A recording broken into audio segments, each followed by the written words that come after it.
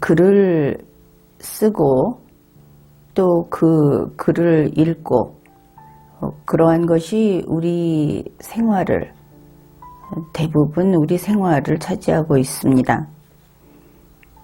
그럼에도 불구하고 글을 쓰고 읽는다 하는 것이 우리 인간이 가장 뛰어난 능력으로 할 수 있는 것이면서 그러면서도 참 제대로 하지 못하고 있는 것이다.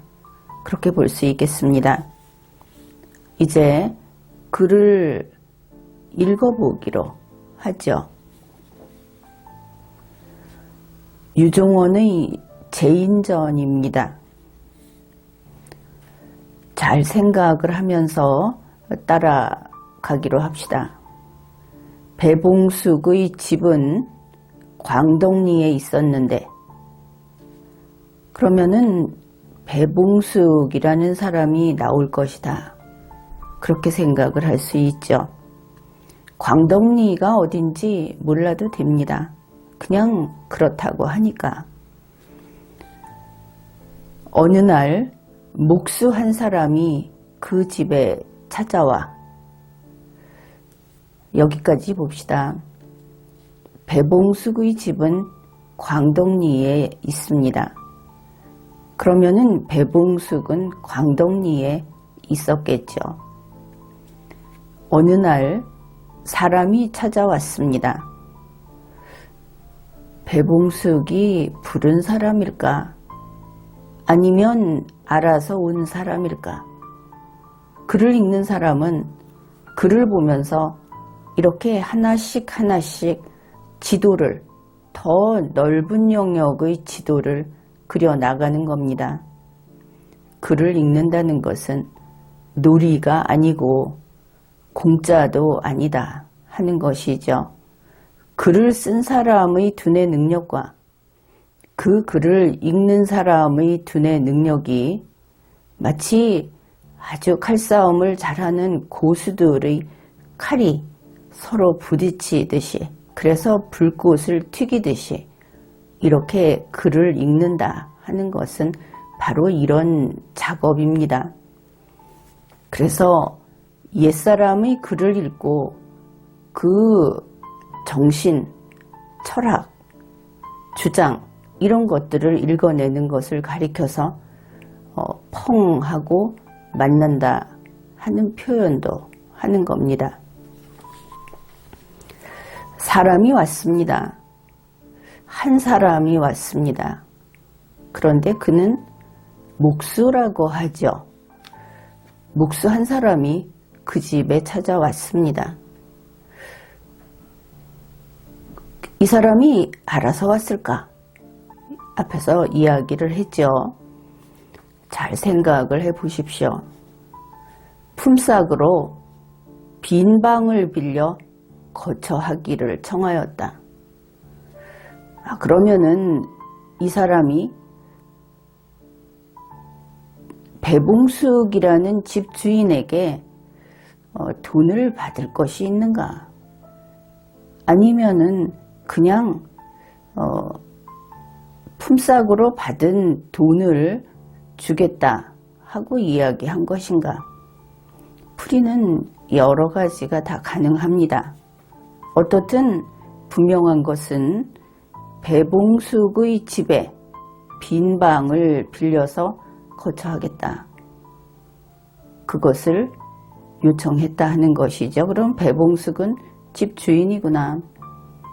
빈 방이 있는 집 주인이구나. 이 부분은 우리가 아주 마음 편하게 인정할 수 있습니다. 그런데 이 목수라는 사람이 공짜로 있겠다는 것은 아니죠. 품삯으로. 만일 배봉숙이 일을 시킨다면 일을 시키는 대가로 방을 쓰게 해달라 한 것이고, 그게 아니라면 다른 데서 일을 한다고 한다면은 거기서 받은 품삯으로 방 빌리는 돈을 치르겠다고 한 것이 될 겁니다.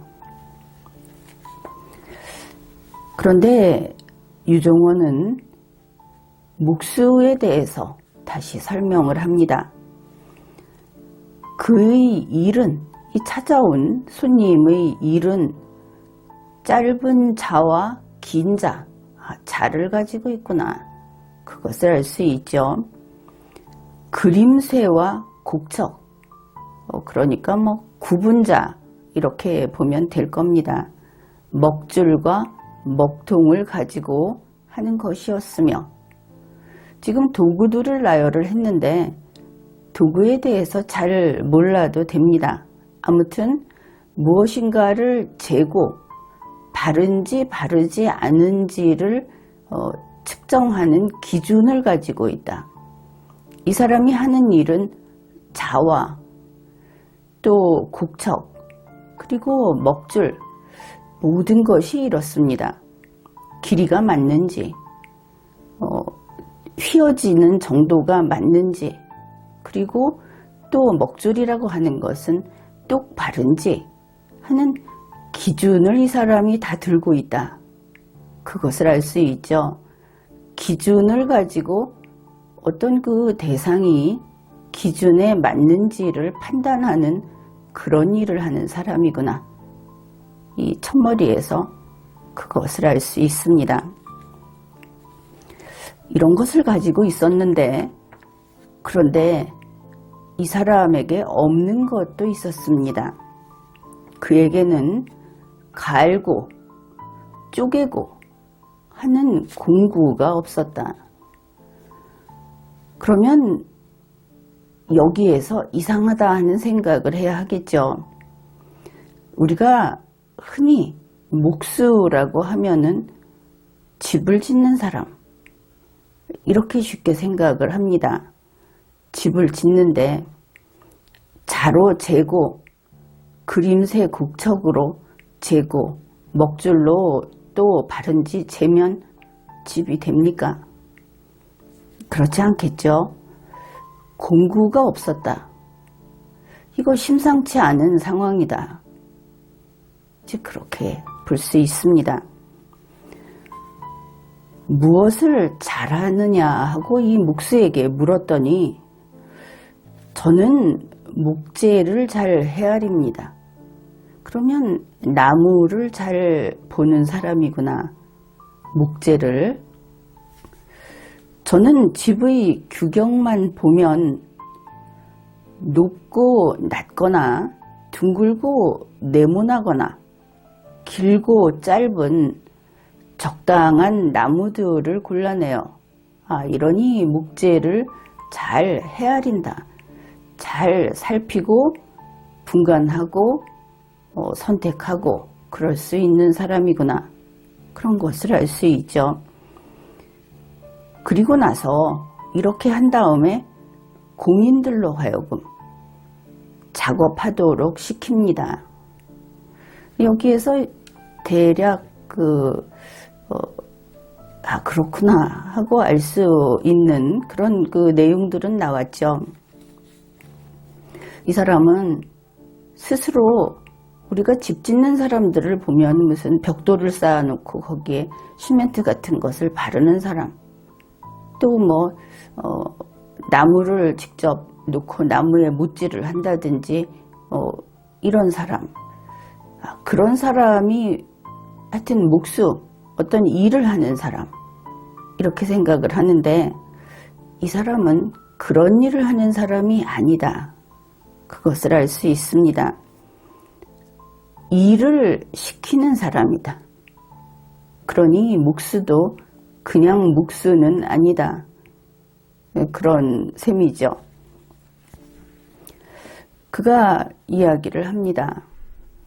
제가 없으면 공인들은 한 채의 집도 짓지 못합니다. 그러면은 이제 요즘식으로 이 사람이 설계를 하고 또 그 집을 지을 때 집 짓는 것을 감독을 하고 관리하는 그런 사람인가 보다. 그런 사람이 없으면은 집을 못 짓죠. 그 구체적인 일을 할 수 있는 사람들은 지시가 내려와야 어떤 집을 짓는지 전체에 대해서는 스스로 판단하지도 않고 또 결정할 수도 없는 그런 위치에 있기 때문입니다. 그런 까닭에 관가에서 일을 할 때는, 그러니까 공무로서 일을 할 때는 다른 사람의 3배 되는 공임을 받는다. 참 많이 받는다. 그렇죠? 사가에서는 반을 더 받는다. 개인 집을 지을 때는 1.5배를 받는다. 그런 것이죠. 이렇게 이야기를 들었는데 배봉숙이 며칠 후에 그 묵수가 집에서 머물기로 한 것을 알 수 있죠.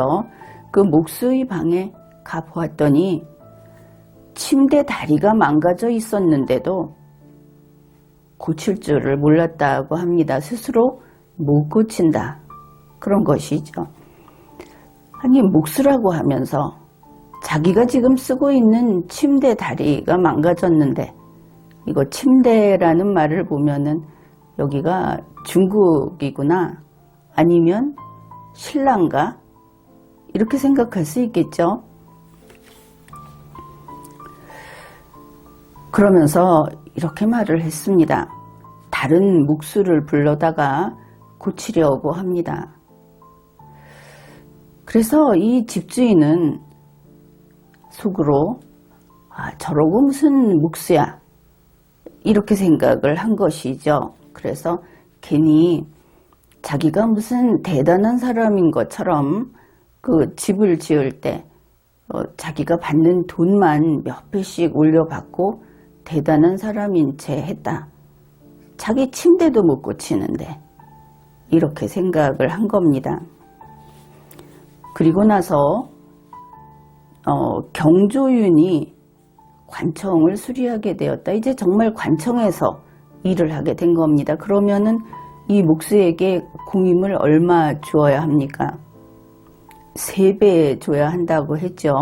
앞에서 이야기한 것을 기억하고 있어야 합니다.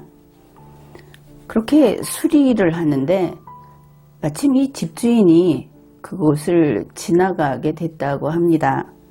그런데 거기에 보니까 목재가 아주 산더미처럼 쌓여 있고 일하는 공인들이 여럿이 있었는데, 이 공인들은 도끼를 들고 있는 사람도 있고 또 톱을 들고 있는 사람들도 있고, 그런데 이 사람들이 모두 자기가 그 비웃었던 그 묵수를 가운데 두고 둘러서서 그 지시를 받고 있는 모습을 본 것이죠. 저희가 저 엉터리라고 했던 그 묵수가 왼손에는 긴 자를 들고 오른손에는 막대기를 쥐고 이렇게 중앙에 서 있었습니다.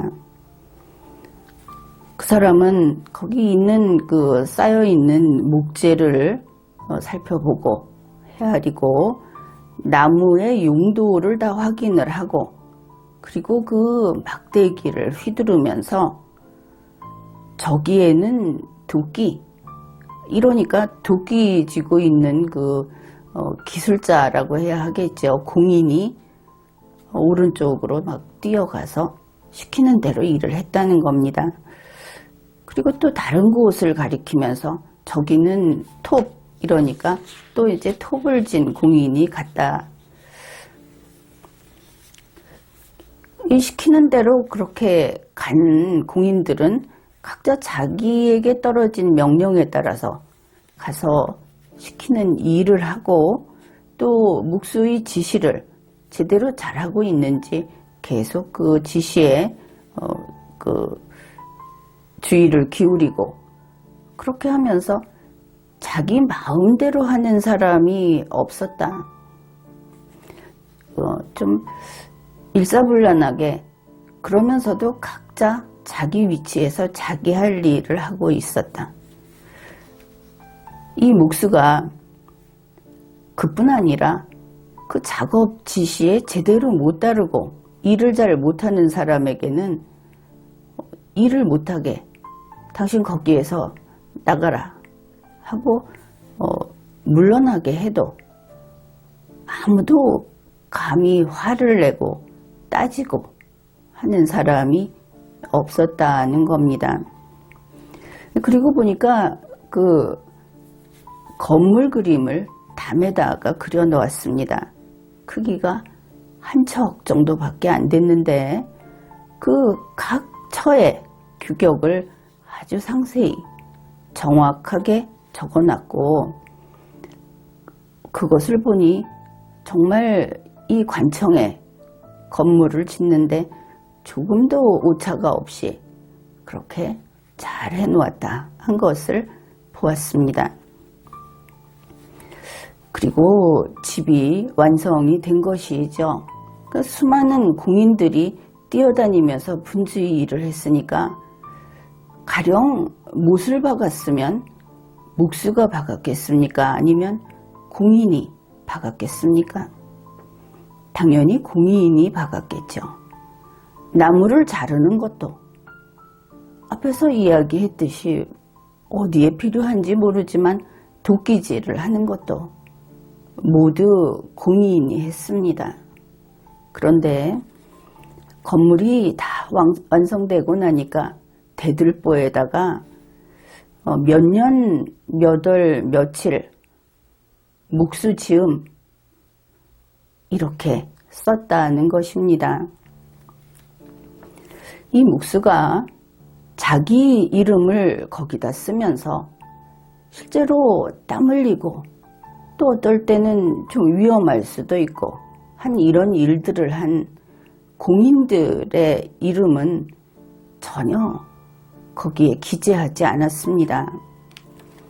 그래서 이 집주인, 원래 이 사람한테 빈 방을 빌려준 집주인이 그 곳곳을 둘러보고 나서 놀랐다 하는 것이죠. 이 묵수의 기술이 아주 대단하다. 이 사람이 대단한 사람이구나 하는 것을 알았다고 합니다. 그리고는 이제 탄식을 했다는 것이죠. 그 다음에 이제 이 사람이 왜 탄식을 했는가, 그런 내용이 나옵니다. 저 묵수는 손기술, 그 공인들은 기술이 좋은 사람들이죠. 그 손기술을 버리고 오로지 마음의 지혜만을 가지고 무슨 일을 할지 하는 바로 그 작업의 요체, 이 건물을 지으면 그 전체에 대한 중요한 내용, 이것을 알고 있다. 이제 그렇게 탄식을 한 겁니다. 그러면서 정신을 쓰는 사람은 다른 사람을 부리고, 부린다는 것이 지휘하고 지도하고 이끌고 또 어려울 때는 그 문제를 해결해주고 이렇게 되겠죠. 육체의 힘을 쓰는 사람은 다른 사람에게 불임을 당한다고 했다. 이제 불임을 당한다는 것도 그렇습니다. 어떤 지시나 계획에 따라서 자기가 맡은 일을 정확히 제대로 해내는, 이거 역시 중요한 일임에는 틀림이 없습니다. 이제 그런데 바로 저 묵수는 정신을 쓰는 사람이구나, 이제 이것을 깨달은 것이죠. 또 능력이 있는 사람은 실행을 하고, 이때의 능력은 또 솜씨도 될 수 있고 구체적으로 어떤 것을 만들어내는 그런 것이 될 수 있을 겁니다. 지혜로운 사람은 일을 계획한다고 했다. 저 사람은 바로 지혜로운 사람이 아닌가.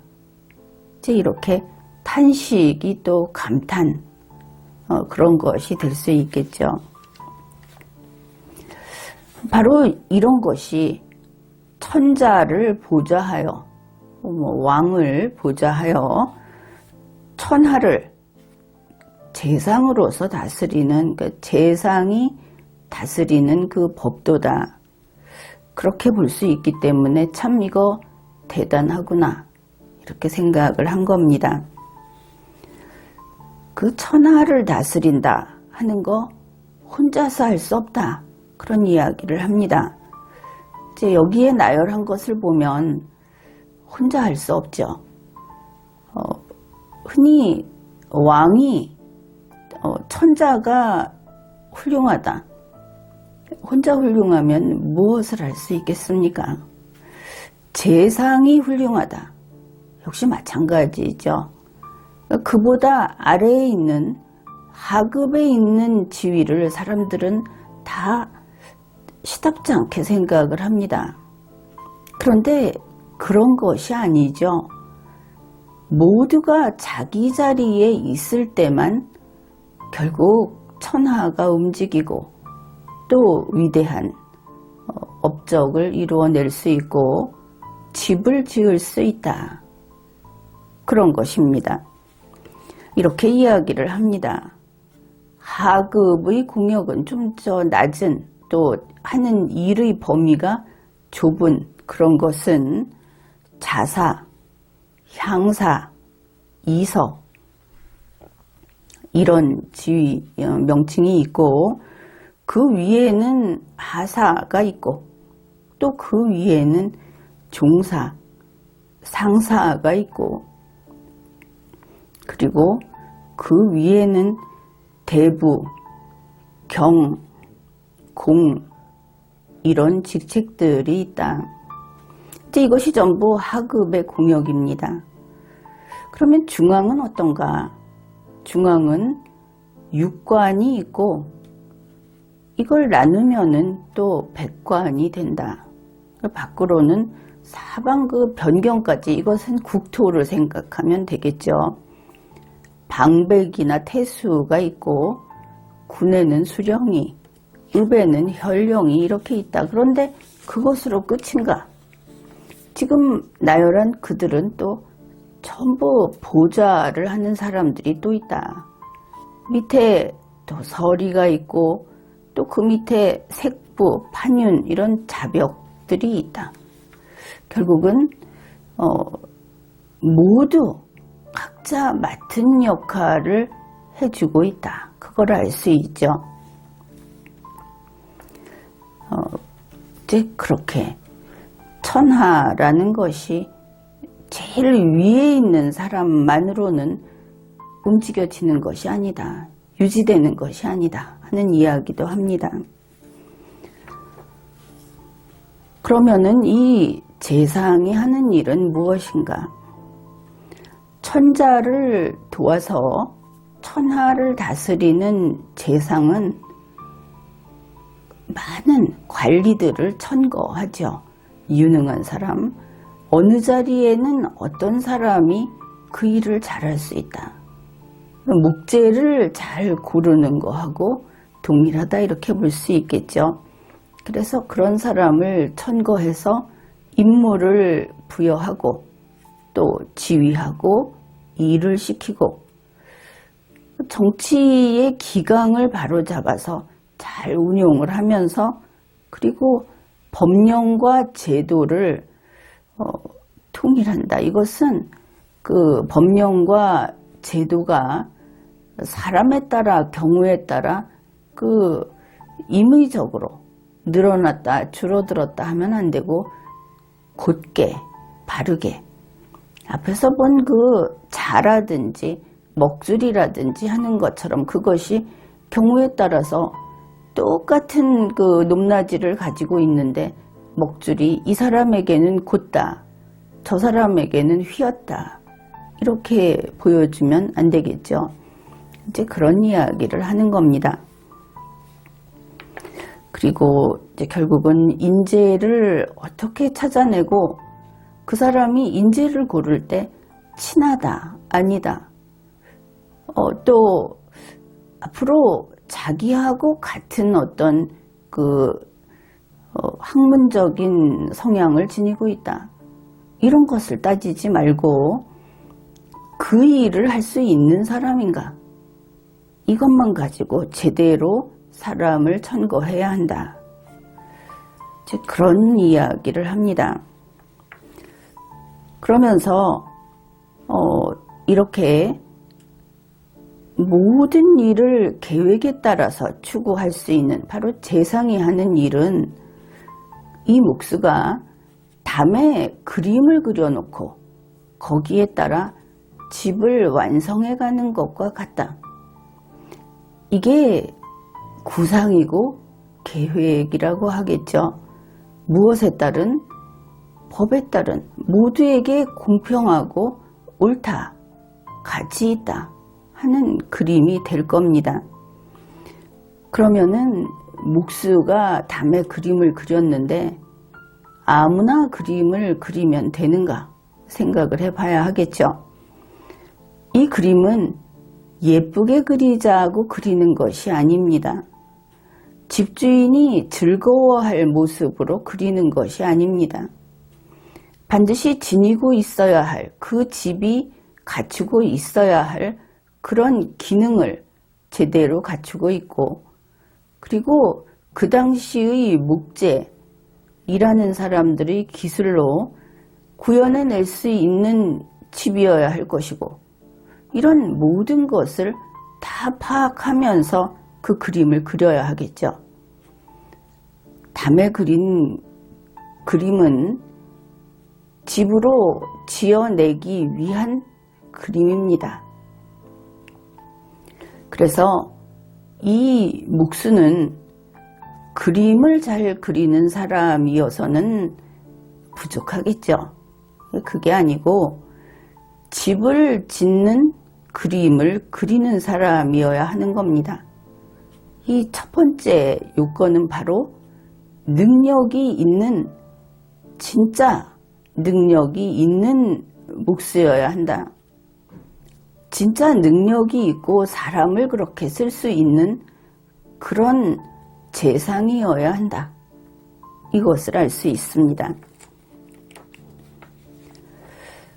그래서 앞에서 일을 잘 못하면 일 못하는 사람은 손을 떼게 했죠. 바로 그런 그 엄정한 태도가 필요한 겁니다. 능력이 있는 사람을 자기가 보기에 능력이 있다 해서 천거해서 이 사람에게 직무를 부여했다 하더라도 그 사람은 나에게 은혜를 베풀었구나. 그 채용된 사람은 이렇게 생각을 하면 안 되고 나에게 임무를 부여했구나. 이렇게 생각을 해야 하는 것이고, 또 일을 하는 사람을 보고서 제대로 하지 못하면 저 사람이 저 일을 못하면 어떻게 될까? 요즘엔 그런 이야기를 많이 하죠. 일자리를 잃으면 어떻게 될까? 아니면 저 사람은 계속 출세해야 하는 사람인데 여기에서 물러나면 좋지 않다. 이 모든 것이 무슨 쓸데없는 소리냐 하는 겁니다. 일을 못하면 일을 못하는데 그 자리에 있을 필요가 있습니까? 그러니까 바로 물러나게 해야죠. 자기가 임무 수행을 못하는데 물러나는 일을 가지고 화를 내든지 따지든지 울면서 애원하는 것이 무슨 의미가 있습니까? 일을 못하는 것은 바로 자기 자신인데, 이런 당연한 이치를 볼 수 있습니다. 이 목수는 자신의 재능을 뽐내지도 않고 내가 이걸 총지휘하는 사람이다 하면서 그 명예를 자랑하지도 않았습니다. 그런가 하면 도끼로 저기 가서 일을 해라 하는 사람에게 쫓아가서 도끼질은 이렇게 하는 거다. 나도 도끼질 하는 것쯤은 알고 있다 하고 시범을 보인다든지 그곳에 일일이 찾아가는 그런 짓은 하지 않습니다. 사소한 일에 직접 개입하지 않고, 그리고 또 다른 관직의 일들, 옆에서 딴 일하는 사람들, 다른 지도자들, 목수라고 하면 또 다른 집을 짓는 목수가 있을 수 있겠죠. 거기에 관여하지 않는다. 그래서 이렇게 천하의 영제 그리고 국가의 법도 그것만을 이야기한다. 어떻게 이 집을 국가라고 할 수도 있겠죠. 어떻게 이 집을 짓고 어떻게 견고하게 짓고 영원히 가능하면 영원히 유지하고 그리고 집을 왜 짓습니까? 집안에 있는 사람들이 쓰자고 짓는 것이죠. 그러면 국가를 집이라고 한다면 어떻게 국민이 잘 사용할 수 있게 그렇게 집을 지을 것인가? 이것만을 생각해야 한다. 그런 것입니다.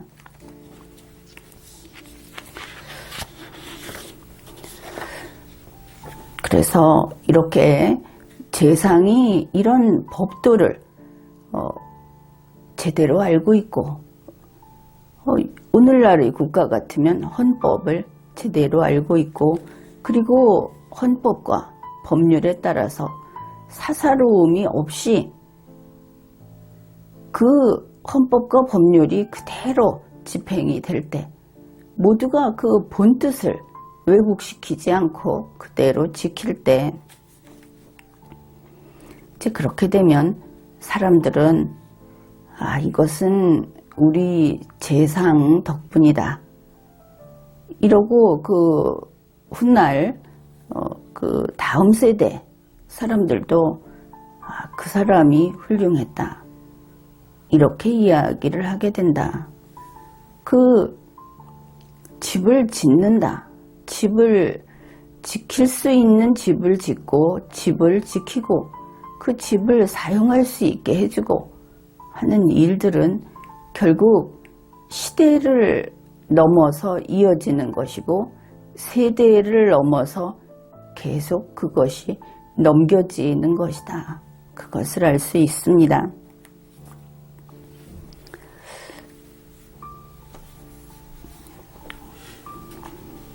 그래서 이 묵수라는 것은 결국 재상이라고 부를 만한 것이다. 이렇게 글을 썼습니다.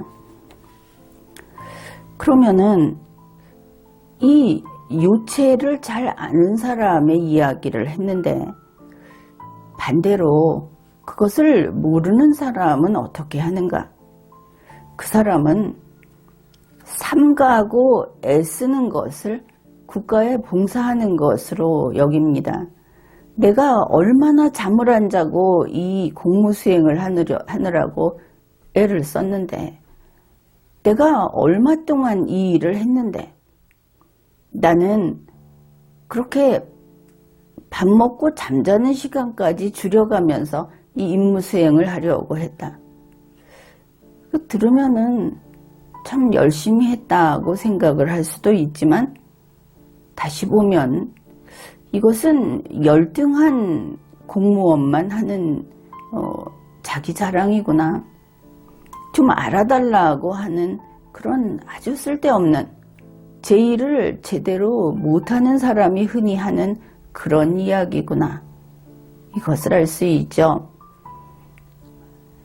잠을 줄인다든지 먹을 걸 제때 안 먹고 일을 한다는 것은 애초에 계획된 것이 제대로 이루어지지 않고 있다는 증명이기도 합니다. 그냥 정상적으로 하면 되죠. 주중에 만약에 주 5일 근무를 하면 주중에 5일 동안 매일 8시간 근무하면 됩니다. 점심시간은 점심 먹고 쉬면 되고 쓸데없이 있지도 않은 어떤 그 쉬는 날 이런 것을 챙겨서 쓴다든지 하면 그것은 이 그 요체를 모르는 사람보다 조금 더 나쁜 사람이 되겠죠. 그런 사람들이 하는 것이 삼가하고 애쓰는 것을 국가에 봉사하는 것으로 여기고 그리고 관청의 장부만 지나치게 존중을 한다. 이제 꼬박꼬박 잘 써놓으면 잔뜩 써놓으면 일 많이 했다고 평가해 주겠지. 이런 생각을 하는 것일 수도 있습니다. 그리고 자신의 능력을 뽐내고 명성을 자랑하고 그리고 사소한 일에 관여를 합니다. 관청의 그 주방에서 설거지를 하는 만약에 식당이 있다면 거기 가서 괜히 거들면서 내가 이렇게 힘든 사람을 잘 보살피고 있다. 이렇게 이런 것을 흔히 쇼라고 하는데 그거 관계없다는 것이죠. 그냥 원래 당신에게 부여된 그 임무만 제대로 수행을 해라. 이러는 것입니다. 그것이 원칙이죠. 잡다한 직무에 간섭을 하고 그리고 그 여기저기 쫓아다니면서 다른 부서에 있는 사람들의 일을 그거 뺏어오고 이득이 생기니까 뺏어오려고 했는지 모르겠습니다. 그리고 그 끊임없이 논쟁을 하면서도 아주 중요하고 원대한 계획은 또 빼먹고 해놨는데 시행할 수 없게 그런 이야기가 있죠. 문을 만들어서 달았는데 손잡이가 없더라. 이런 식이라는 것을 알 수 있습니다. 이제 이런 경우는 재상의 도를 전혀 모르는 사람이다. 이제 그렇게 이야기를 합니다. 이제 재상의 도를 모르는 사람은 어떤가? 능력이 없고 그 자리에 있어서는 안 되는 사람이겠죠. 이제 그것을 이렇게 설명을 합니다. 목수이면서도 먹줄이 곧은지 아닌지 모르고 그리고 그림새하고 곡척으로 둥글게 그린다든지 모나게 그린다든지 하는 걸 할 줄을 모르고 그걸 들고 있으면서도 그리고 긴 자와 짧은 자를 가지고 있어도 이것이 어느 것이 길고 어느 것이 짧은지를 구별하지도 못하고 그러면 자기 일을 못하죠. 자기 일을 할 능력이 없습니다. 그러면서도 다른 사람이 하나 아랫사람이 하면 일을 그렇게 하면 어떻게 하냐 이러면서 도끼하고 톱을 뺏어서 이렇게 하는 거다 하고 시범을 보여주고 그래 결국은 일이 되는 게 없다. 요란하기만 하고 또 이런 경우에는 얼마나 그 설명을 많이 해야 하겠습니까? 일이 안 되는 것이죠. 앞에다가 이거 한다 저거 한다 하고 내세우는 것은 많은데 쇼도 많이 하고 그런데 실제로 되는 것은 없다. 그 유능한 장군은 병졸들이 하는 일에 일일이 참견을 하지 않는다 하는 것으로도 이런 이야기를 비슷하게 하고 있습니다. 그런데 이제 이런 이야기를 합니다. 그 목수가 이렇게 유능한 목수가 지금 앞에 이제 등장을 했죠. 이 목수가 집을 짓는데 집주인이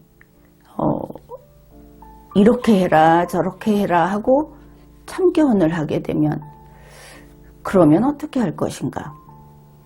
어떤 사람은 이렇게 이야기를 합니다. 그 목수는 정말 그렇게 유능한 그리고 도를 아는 목수인데 집주인이 그러니까 천자가 나는 이걸 원한다 하고 이야기를 했을 때 이 목수가 아주 고든 사람이어서 그렇다면 나는 이 집을 지을 수 없다 하면서 집을 짓지 않는다면 그러면 천자가 나쁜 거다.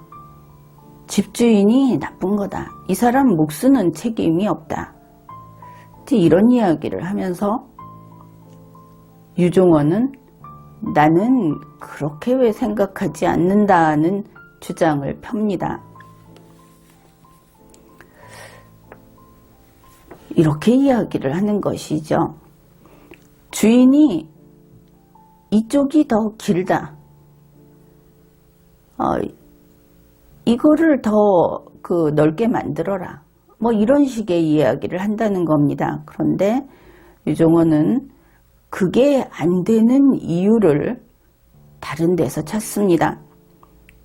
묵수가 집주인에게 반항하고 집주인의 지시를 거부하는 것이 아니라 그 집은 그렇게 짓는 것이 아니기 때문에 그렇게 짓지 않는다고 이야기를 합니다. 물론 옛날이니까 천자에게 대드는 것은 있을 수 없겠죠. 어떻든 유종헌의 이야기는 법대로 해야 한다. 우리 같으면 헌법과 법률대로 해야 한다. 그것이 만일 오늘날에도 왕이나 집주인이 있다고 할 때 당신의 말이 옳거나 틀리거나 내가 당신에게 반대하거나 그래서가 아니고 그건 헌법과 법률이 아니다. 이렇게 이야기를 한 셈입니다. 이렇게 이야기를 합니다. 먹줄과 먹통, 그림새와 곡척이 눈앞에 있는데 어떻게 그것을 이 선에 맞지 않고 이 길이에 맞지 않는데 그걸 바꿀 수 있겠느냐. 내가 아니라 먹줄이 안 된다고 합니다. 이제 이런 이야기를 한 것이죠. 이제 이것이 첫 번째고 그 다음에 또 이런 말도 합니다. 묵수가 제대로 알고 있는데 그것을 그대로 하지 않으면 안 된다는 것을 알고 있는데 그런데 집주인의 말을 따른다면 그러니까 천자의 뜻에 따른다면 자기의 판단을 버리고 그렇게 한다면 그게 무엇이냐? 바로 자기의 기술과 지혜를 덮어버리고 그냥 떠나버리는 것과 같아진다. 천자와 싸우라는 이야기는 아닌데 천자가 원하는 것을 이 먹줄은 아니라고 한다. 이 말을 하지 않으면 이 말을 하지 않고 먹줄을 무시하고 천자가 원하는 대로 바꿔서 집을 짓게 되면 그러면 세상은 어쩌라는 것이냐. 이제 이런 말을 하는 겁니다. 자기가 옳다고 생각하는 즉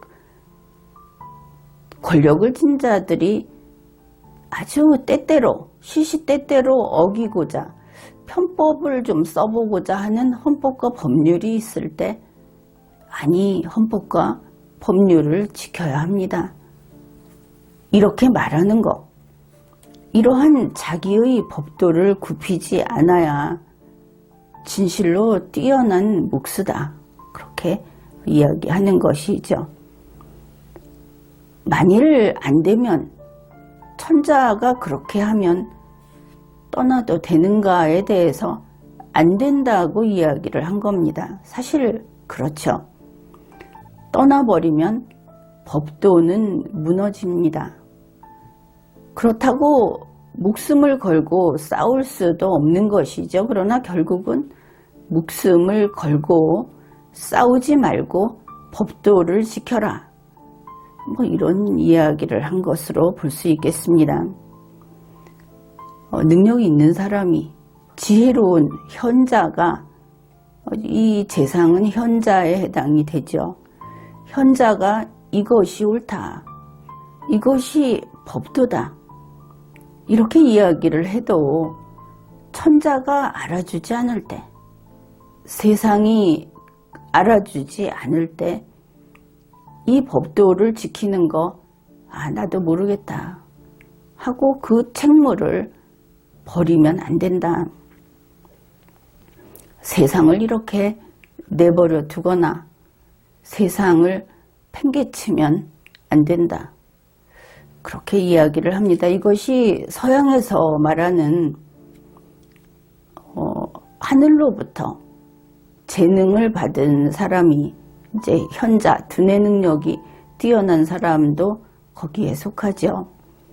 그런 사람이 자기에게 그것을 가지고 세상이 보다 나은 곳이 되도록 할 책무가 있다. 이런 이야기를 하는 거하고 일맥상통한다. 그렇게 볼 수 있겠습니다. 이 내용을 전체를 한번 지금 이야기한 것들을 가지고 곰곰 생각을 하면서 읽어보기로 하죠. 제인전, 유종원. 배봉숙의 집은 광덕리에 있었는데 어느 날 묵수 한 사람이 그 집에 찾아와 품삯으로 빈 방을 빌려 거처하기를 청하였다. 그의 일은 짧은 자와 긴 자, 그림쇠와 곡척, 먹물과 먹통을 갖고 하는 것이었으며 그에게는 갈고 쪼개고 하는 공구가 없었다. 무얼 잘 하느냐고 묻자 그는 말하기를 저는 목재를 잘 헤아립니다. 저는 집의 규격만 보면 높고 낮거나 둥글고 네모나거나 길고 짧은 적당한 나무들을 골라내어 공인들로 하여금 작업하도록 시킵니다. 제가 없으면 공인들은 한 채의 집도 짓지 못합니다. 그런 까닭에 관가에서 일을 할 때에는 다른 사람의 3배 되는 공임을 받고 사가에서는 반을 더 받습니다. 며칠 후 그 묵수의 방에 가보았더니 침대의 다리가 망가져 있었는데도 그는 고칠 줄을 몰랐다. 그는 다른 묵수를 불러다 고치려고 합니다. 하고 말하는 것이었다. 나는 그를 심히 비웃으며 공임과 돈만 탐내는 무능한 사람이라고 생각하였다. 그 후 경조윤이 관청을 수리하게 되었는데 마침 그곳을 지난 적이 있었다. 수많은 목재가 쌓여 있었고 공인들이 여럿 모였는데 그들 가운데 어떤 이는 도끼를 잡고 어떤 이는 톱을 쥐고 그 묵수를 향하여 둥그렇게 둘러서 있었다. 그 묵수는 왼손에 긴 자를, 오른손엔 막대기를 쥐고 가운데 있었다. 그는 집을 짓는 데 쓰일 목재들을 헤아리고 나무들의 용도를 살핀 뒤 그의 막대기를 휘두르며 저기엔 도끼 하고 말하니 도끼를 잡고 있던 공인이 오른쪽으로 뛰어갔다. 고개를 돌려 이번에는 손가락으로 가리키며 저기엔 톱 하고 말하니 톱을 진 공인이 왼쪽으로 뛰었다. 잠시 뒤 도끼로 깎고 톱으로 자르고 하는데 모두들 묵수의 기색을 살피고 지시를 기다리면서 어느 한 사람도 감히 자기 멋대로 하지 못하였다. 제대로 작업을 해내지 못하는 사람에게는 목수가 노하여 물러가게 하여도 아무도 감히 화를 내지 못했다. 그는 건물의 그림을 담 위에 그려 놓았는데 크기는 한 척 정도밖에 안 되었지만 규격은 매우 상세하고 정확하였으며 치밀한 계산으로 커다란 건물을 짓는데 조금의 오차도 없었다. 집이 완성되자 대들보에 몇 년, 몇 월, 며칠 아무개가 지음이라고 썼는데 자신의 성명을 쓸 뿐 작업을 한 공인들은 열거하지 않았다. 나는 이곳 저곳을 두루 살펴본 뒤 크게 놀라고 나서야 그 목수의 기술이 교묘하면서도 대단하다는 것을 알았다. 이어서 나는 탄식하였다. 저 사람은 손기술을 버리고 오로지 마음의 지혜만을 사용하면서도 작업의 요체를 알고 있구나.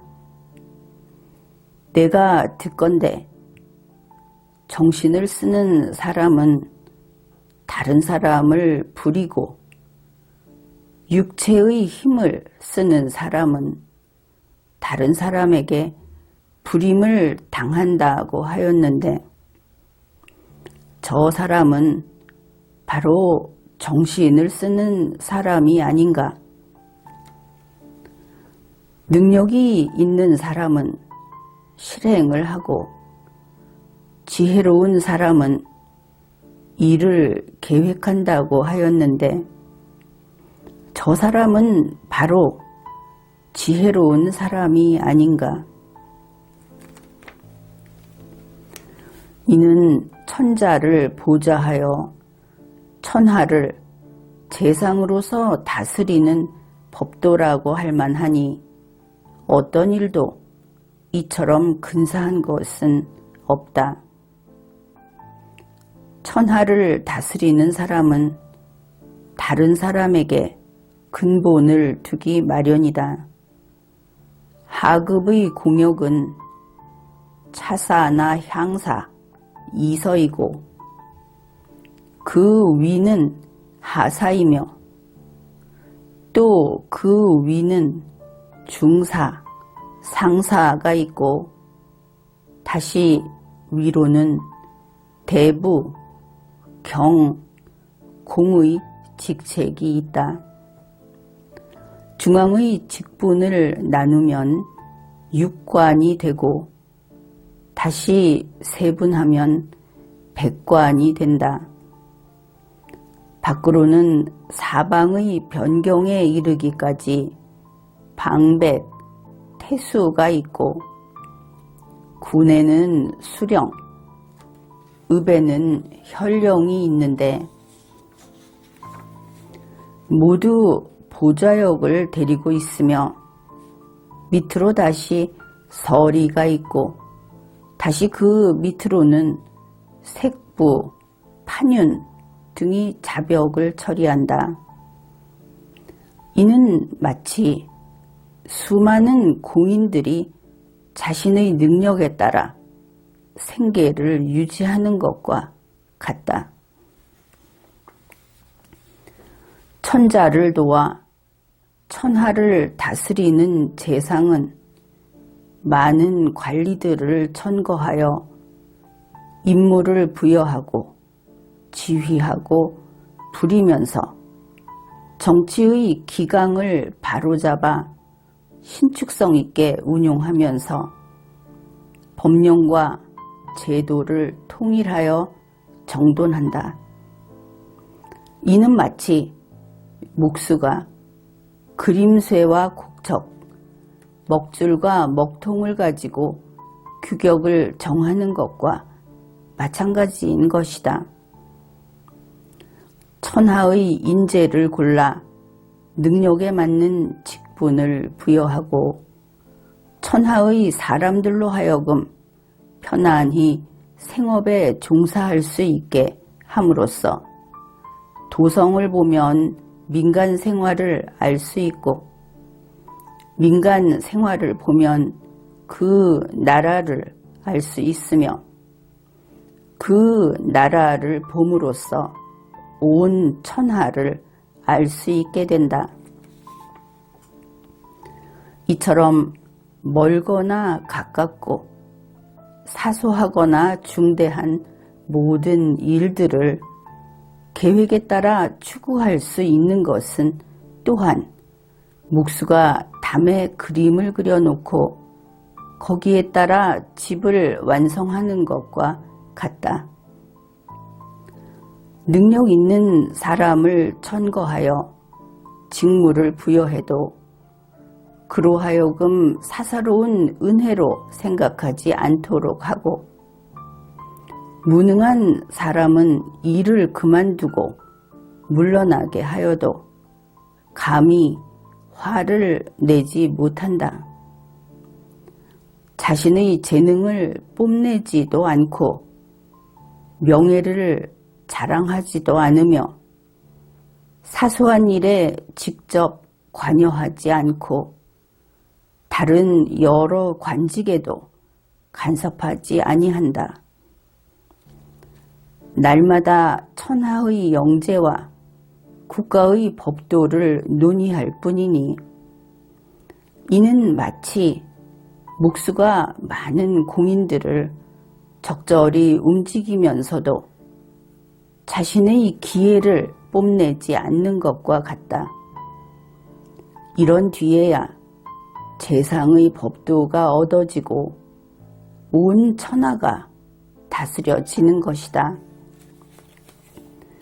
재상의 법도가 얻어지고 천하가 다스려진 후 세상의 모든 사람들이 재상을 우러러보며 이는 우리 재상의 공적이다 라고 말하고 후대 사람이 발자취를 따르며 그는 재상의 제목이었다라고 흠모하여 말할 것이다.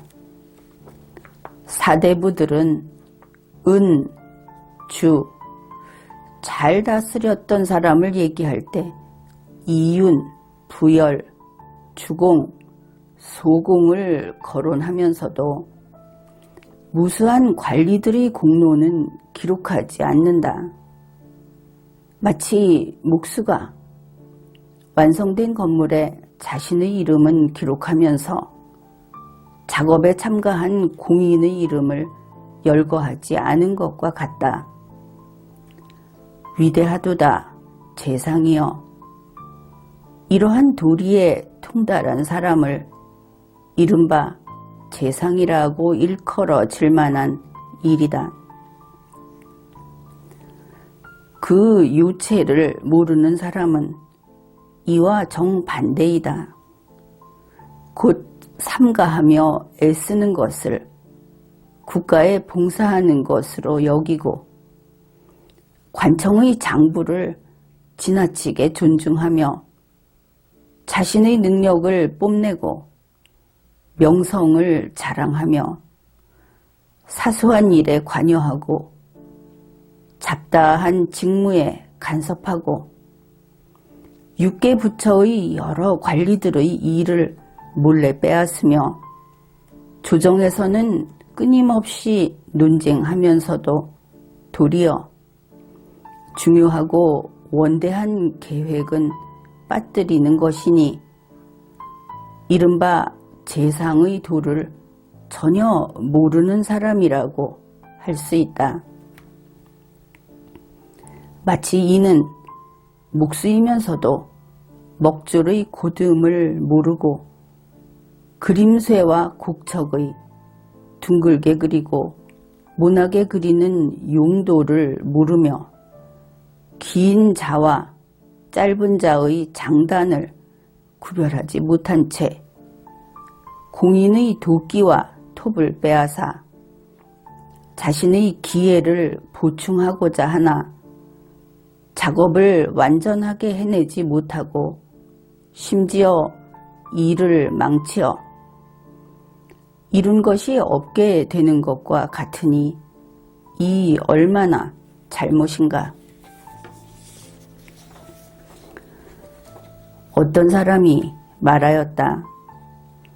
만약 그 집의 주인이 자신의 개인적인 지혜를 발휘하여 목수의 계획을 견제함으로써 목수가 대대로 이어진 경험을 빼앗긴 채 길 가던 사람의 계획이나 같은 것을 사용하였다면 비록 집이 완성되지 못한다 하더라도 어찌 그의 죄이겠는가.